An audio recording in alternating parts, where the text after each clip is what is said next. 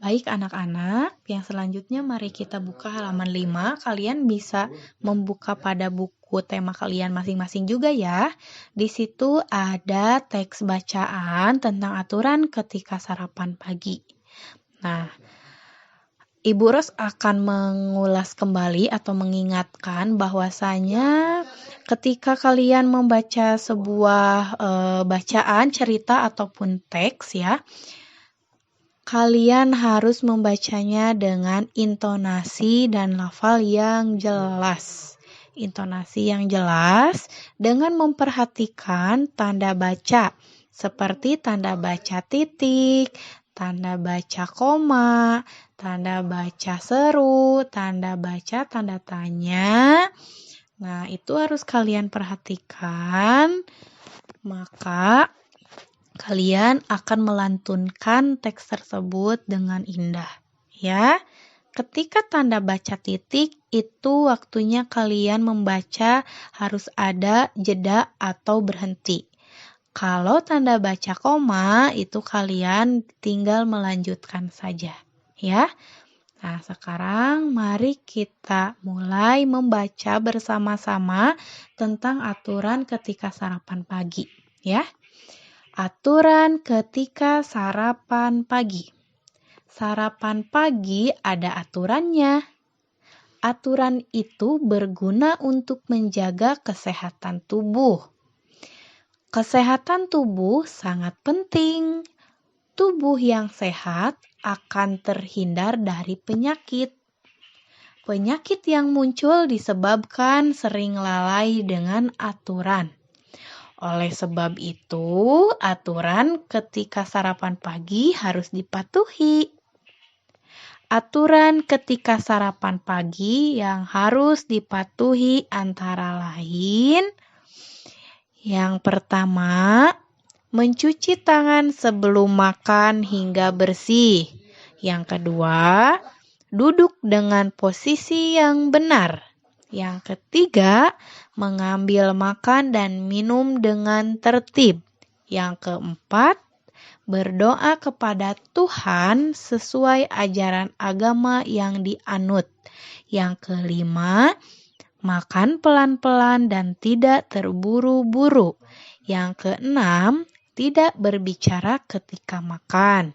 Yang ketujuh, setelah makan mencuci tangan hingga bersih. Dan yang terakhir, yang kedelapan, setelah makan berdoa kepada Tuhan sesuai ajaran agama yang dianutnya. Nah, pada teks tersebut berisi tentang apa ya? Nah, teks tersebut berisi tentang aturan ketika sarapan pagi. Dan apa kesimpulan dari teks tersebut? Kesimpulan dari teks tersebut di mana sarapan pagi itu ada aturannya agar tubuh kita selalu sehat dan terhindar dari penyakit.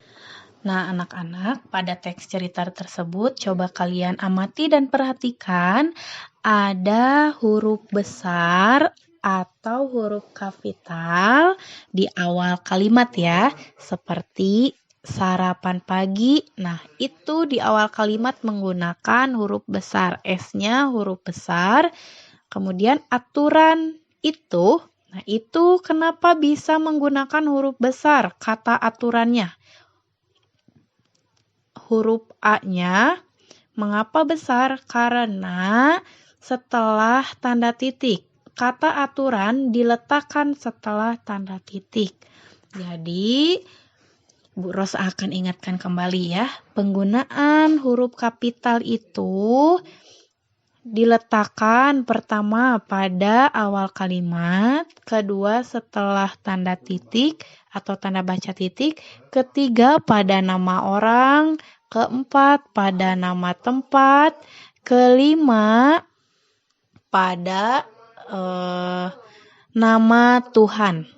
Ya, seperti kata Tuhan atau nama lain dari Tuhan, yaitu Allah Subhanahu wa Ta'ala, Maha Esa, kemudian Maha Penyayang, kemudian Maha Pengasih, Maha Kuasa, Maha Besar, itu menggunakan huruf kapital, ya. Kemudian coba kalian lihat pada teks tersebut. Di situ pada poin keempat berdoa kepada Tuhan, dan poin ke-8 setelah makan berdoa kepada Tuhan. Ada kata Tuhan tersemat pada kalimat tersebut.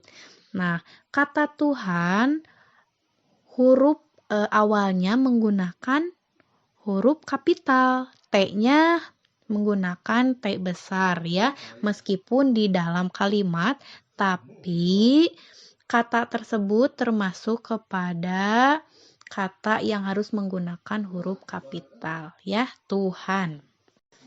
Nah, anak-anak, jadi masih ingatkah kamu apa yang dilakukan sebelum makan?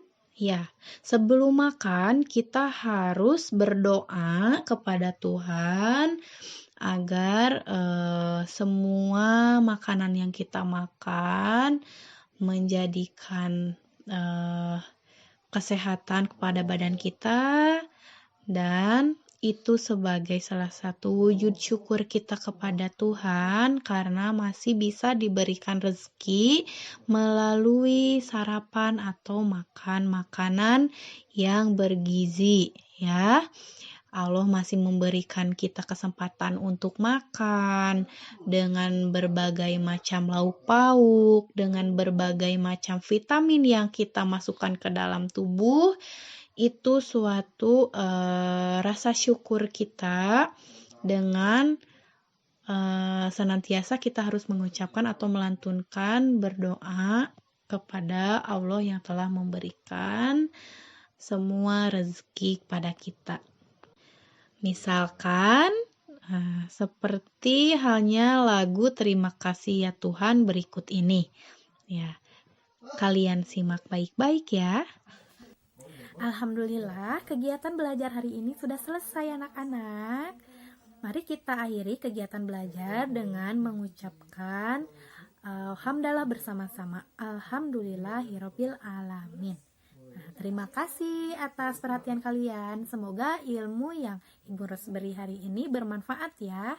Jangan lupa Ibu Ros akan mengingatkan lagi untuk selalu menerapkan protokol kesehatan, menjaga diri kalian ya. Jangan lupa sholat 5 waktu dan semangat puasanya. Assalamualaikum warahmatullahi wabarakatuh.